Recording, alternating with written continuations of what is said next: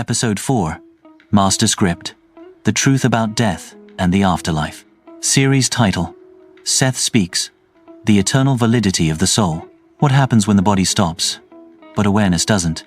For as long as humans have looked at the stars, we have lived between two frightening extremes. On one side is the materialist view, the belief that consciousness is a mere byproduct of the brain, and when the heart stops, the lights simply go out. The end. On the other side is the traditional religious view, the belief that a singular life leads to a final judgment, where an external judge decides your fate for eternity. But when the personality known as Seth began speaking through Jane Roberts in the 1960 seconds, he offered a third frame of reference, one that is both more complex and more empowering. Seth describes death not as a finality and not as a static destination, but as an organized, conscious, and profoundly meaningful transition. He calls it a graduation from one specific field of study into a much larger reality. Before we go deeper into this transition, a necessary note for our community. This series explores a metaphysical model. It is a map for the mind, not established physical science, and it is not intended to replace your personal faith or medical advice. Our goal is to expand the conversation around consciousness, take what resonates with your inner knowing, and let the rest go. We have spent our previous episodes exploring how your thoughts act as the film for your life and the vast multi-dimensional nature of your soul. Now we face the one transition every human being will eventually meet. Seth describes death not as a cliff, but as a shift of attention, like moving from one room of existence into another. And the first key idea Seth shares is this: you do not lose yourself. According to the Seth material, your consciousness remains entirely intact through the transition. You do not vanish into a void, and you do not suddenly become a perfect, all-knowing God overnight. You remain you. Your personality, your unique sense of humor, your memories, and your fundamental sense of identity survive the change. In fact, Seth reveals a startling truth. Many people do not immediately realize they have died. Because the environment they find themselves in feels so vivid and structured, they may assume they are still in the physical world, perhaps in a dream or a strange fog. This is because the core law of the universe remains in effect even without a body. Expectation shapes experience. In physical life, there is a protective time lag between a thought and its manifestation. This lag is a safety feature of the 3D world. It gives you room to have a fearful thought and then correct it before it becomes a solid object or a physical event. Seth suggests that after death, this time lag disappears. Thought becomes environment almost instantly. This is why your state of mind and your core beliefs are so vital at the moment of transition.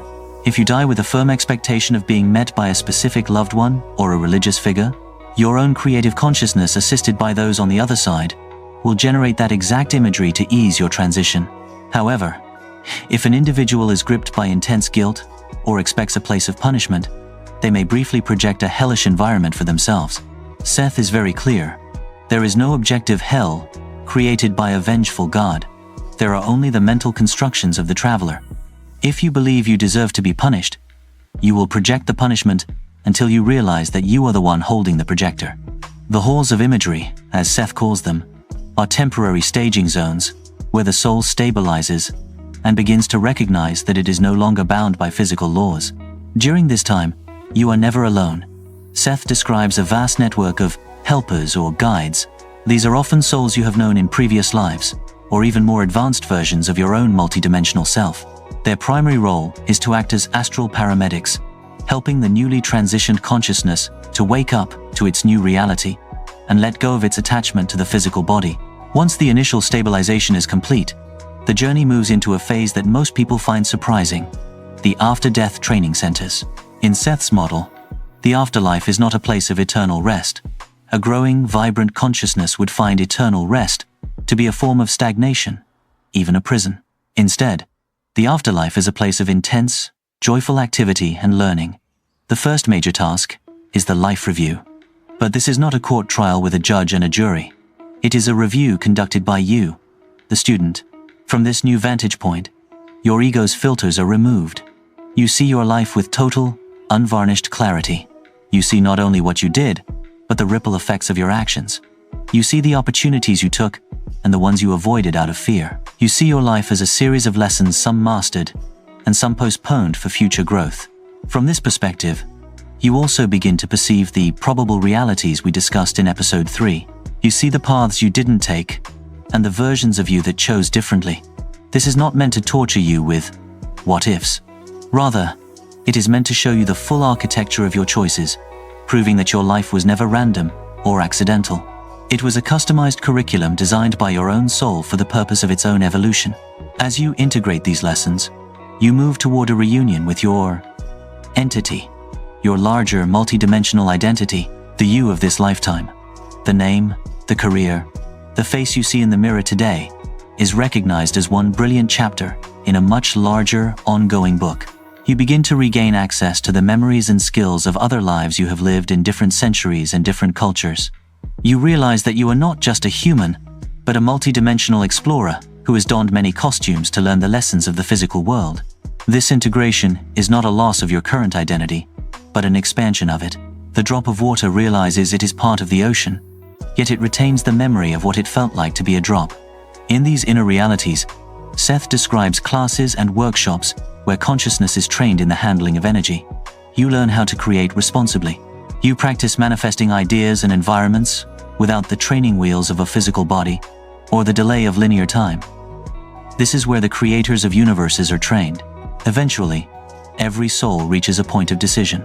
Some choose to remain in these higher dimensions as teachers or guides for those still on Earth.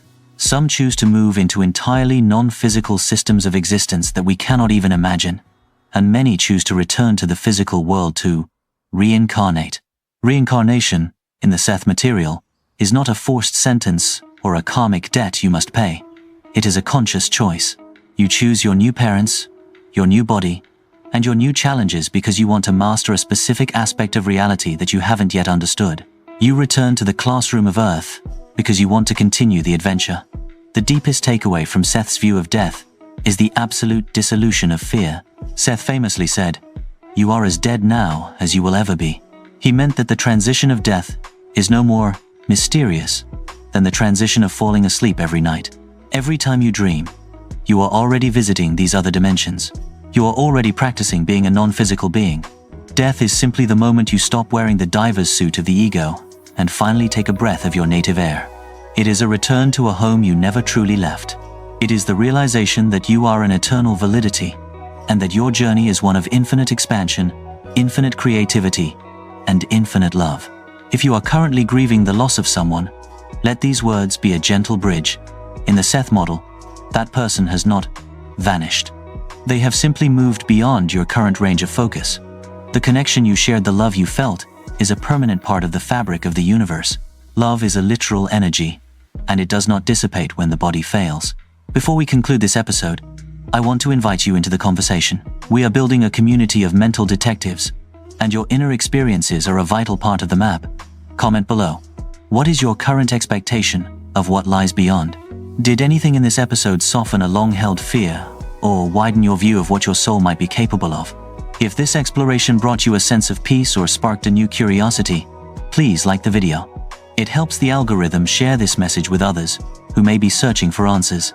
And be sure to subscribe for episode 5. In our next installment, we will dive into one of the most controversial and fascinating parts of the Seth material, the history of religion. We will look at what Seth says about the historical Christ, the distortion of spiritual messages, and why organized religion often misses the true point of the soul's journey. I'm your host, and this is Seth Speaks. Remember, there is no end, only new beginnings. I'll see you in the next reality.